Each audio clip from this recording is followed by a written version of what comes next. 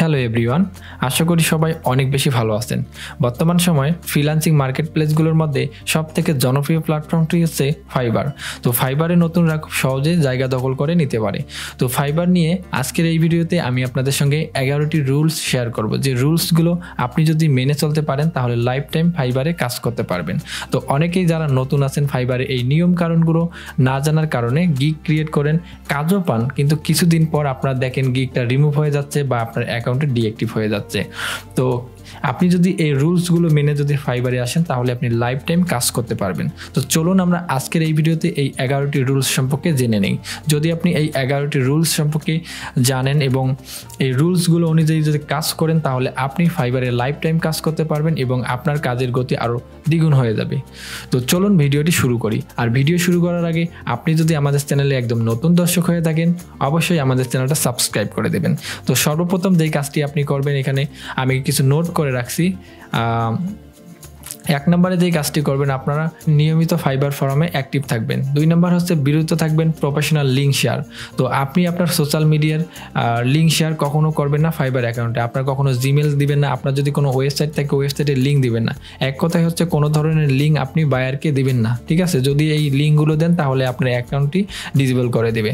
তো 3 নম্বরে হচ্ছে প্রফেশনাল প্রোফাইল পিক ইউজ। তো আপনি অবশ্যই প্রফেশনাল একটি প্রোফাইল পিক দিবেন। আপনি আপনার কম্পিউটারের সামনে উঠাইতে পারেন। আপনি যখন ছবিটা উঠাবেন তখন আপনার যেন ছবির ব্যাকগ্রাউন্ডে দ্বিতীয় কোনো ব্যক্তির কোনো ছবি না থাকে, আপনার নিজস্ব একটি ছবি থাকবে। একদম প্রফেশনাল ওয়েতে আপনি সেলফি তুলতে পারেন অথবা কম্পিউটারের সামনে সুন্দর করে বসে ছবি উঠাইতে পারেন। এইভাবে একটা প্রফেশনাল ওয়েতে ছবি উঠায়া আপনি প্রোফাইল পিক দিতে পারেন। 4 নম্বরের যে জিনিসটা হচ্ছে, আপনাকে নিয়মিত অ্যাক্টিভ থাকতে হবে সোশ্যাল মিডিয়া গ্রুপগুলোতে।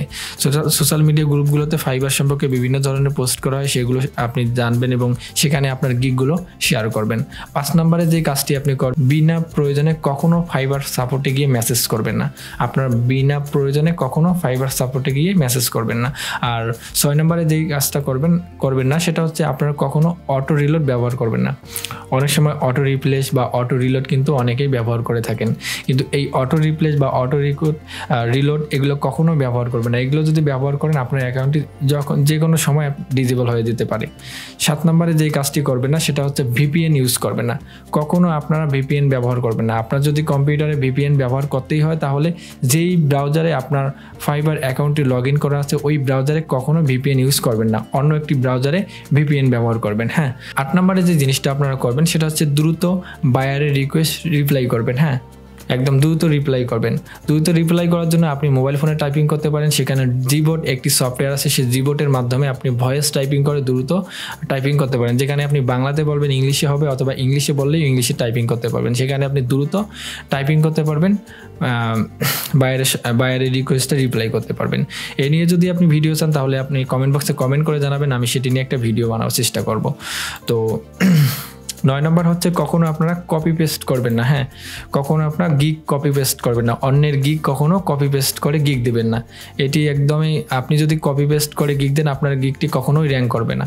আপনি অবশ্যই নিজে থেকে গিগটা লিখবেন, আপনার কাজের এক্সপিরিয়েন্স থেকে গিগটা লিখবেন এবং আপনি ভালোভাবে গিগটা এসইও করবেন। হ্যাঁ, বিরত থাকবেন অন্যের গিগকে কপি করা। হ্যাঁ, 10 নম্বরে যেই কাজটি করবেন, নিজের স্কিল অনুযায়ী স্কিল টেস্ট দেয়।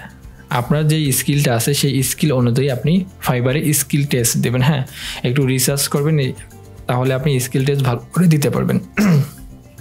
তো 11 নম্বর আরেকটি কাজ করবেন, সেটা হচ্ছে আপনি ফ্রি একটা কোর্স আছে ফাইবার ব্যাস অর্জন করার জন্য। ফাইবারে যদি আপনি যান তাহলে ওইখানে দেখতে পারবেন ফাইবারের ফ্রি কোর্স আছে একটা। ওই ফ্রি কোর্সটা আপনি করতে পারবেন। ওটা করলে আপনাকে একটা ফ্রি ব্যাচ দেওয়া হবে, আপনার সেটা প্রোফাইলে শো করবে। তো আশা করি এই বিষয়গুলো আপনারা বুঝতে পারছেন। এই বিষয়গুলো মেনে যদি আপনারা কাজ করেন, এবং আমি এই যে 10টি বা 11টি যে রুলস আপনাকে বললাম, এই 11টি রুলস আমি ভিডিও ডিসক্রিপশনে দিয়ে দেবো। আপনারা সেখান থেকে আরেকবার দেখে বা ওখান থেকে স্ক্রিনশট দিয়ে আপনারা রাখতে পারেন। সেই জিনিসগুলো আপনারা ফলো করার চেষ্টা করবেন। যদি এইভাবে কাজ করেন ইনশাল্লাহ আপনি সফল হবেন এবং আপনি লাইফ টাইম ফাইবারে টিকে থাকতে পারবেন। তো আজকের ভিডিও ছিল এই পর্যন্ত। ভিডিওটি কেমন লাগলো কমেন্ট বক্সে কমেন্ট করে জানাবেন। আপনার যদি কোনো জানার আগ্রহ থাকে বা কোনো কিছু জানতে চান তাহলে আপনি সেটা কমেন্ট বক্সে কমেন্ট করে জানাতে পারবেন। আমি সেটি নিয়েও ভিডিও বানার চেষ্টা করব। তো ভালো থাকবেন, সুস্থ থাকবেন, আল্লাহ হাফেজ।